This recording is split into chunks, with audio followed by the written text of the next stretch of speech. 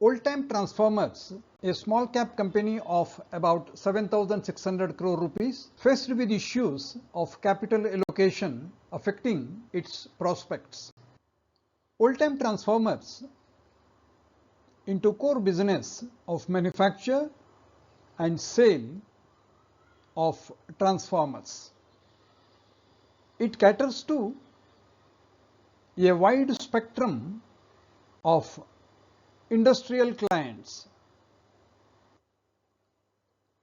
The company has quite a prudent policy in its financial planning. Its main focus is on timely realization of sale proceeds. It has helped build a financially sound business. Plants in Gujarat, but nationwide network of marketing and distribution. The expansion initiative is quite relevant in time, but appears delayed compared to peers. Evolution in revenue over last 5 years, quite impressive. Profits have grown faster than revenue, both on 5-year basis and annual basis. NPAT percentage at its peak during the period. Margin registers matching figures. Strong operating leverage and capacity utilization closer to 100% are the enablers. Takeaways from cash flow: minimal addition to fixed assets, substantial funds parked in investment in bonds and other money market instruments, sizable and growing surplus from operations. Concern is the deployment of surplus on non-core business of investment in bonds and other instruments. Good return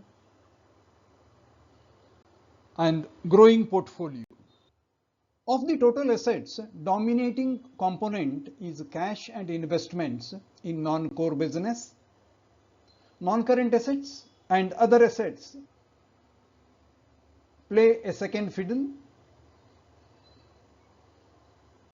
Cash and investments have grown faster than total assets at a CAGR of 19%. The total assets funded by net worth to the extent of 89% based on strong flowback, and cash and investments forming a part of non-core business almost 62% of the total assets, and that is a concern. Results of Q3-FY25 present a shocking anticlimax. Excessive incremental costs in core transformer business and increase in expenses punch a big hole in the profits.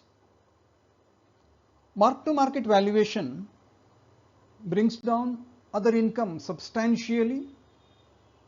Overexposure to non-core business of investments thus increases vulnerability of earnings. Even after savings in taxation, the overall profit for the quarter collapses by almost 800 basis points, and the company is under pressure in Q4. From the chart of profit before tax, imbalance in capital allocation and inferior returns from investment evident over quarters. Other income, largely from investments, forming 60% of assets, is disproportionately low. But on the strength of rising PBT from core business, the price keeps going up, peaking. But the weakness of the strategy is exposed in Q3, where mark-to-market valuations wipe out almost the whole of quarterly other income and market price, peaking over last 5 quarters, collapses with Q3 results. Although the PE multiple is substantially down to 23.3, there are no indications to confirm that the low is finished. On a time frame of 5 years, price up move gave impressive returns during the first 4 years, but with the price falling to 52-week low in January 25, investors of last 12 months experience erosion up to 50% of investment. The continuous collapse since September 2024 has pushed the price below long, medium and short-term averages. The share finds itself firmly in the bearish zone, and signs of any impending revival are not in the immediate vicinity. Smart gains built since September 2023 have been mostly erased over last 5 months. Data points from price action data for the last 6 months on trading quantity and its 100 days moving average, along with corresponding data for price, confirms, particularly for the last 3 months, a falling trend.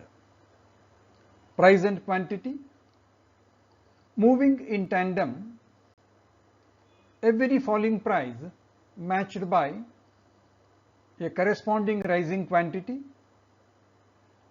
but signs of reversal are not yet visible. A shareholding pattern quite strong,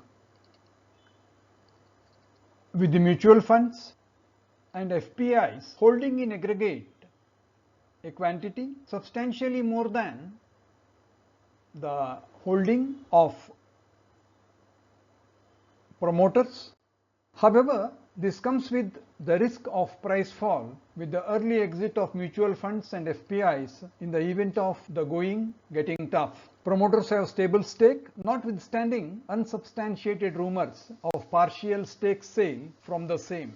Historically, Q4 has been 1/3 of annual income. That should hopefully bring FY25 to an impressive close.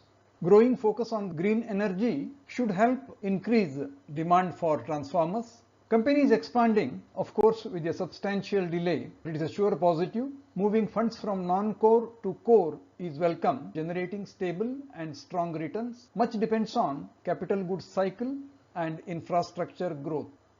Short supply of materials and input price hike is an evident risk. Mass increase in capacity across the industry likely to pressurize realization and margin. Absence of quarterly earning calls and press briefings reflects on weak disclosures and governance concerns. Hope you found the video to your liking. I am Vittal Prabhu with the fortnightly video on Stock Learning Simplified. You can access videos with similar contents at our info card. We look forward to your feedback. If you are new to the channel, may kindly subscribe and press the bell icon for timely intimation on our forthcoming videos. For your valuable time and kind support, highly obliged. This video is for purposes of information, education and awareness only. This is not meant to be a solicitation or recommendation to buy, sell or hold securities. Wherever applicable, please seek the advice of a competent professional before taking action of any kind.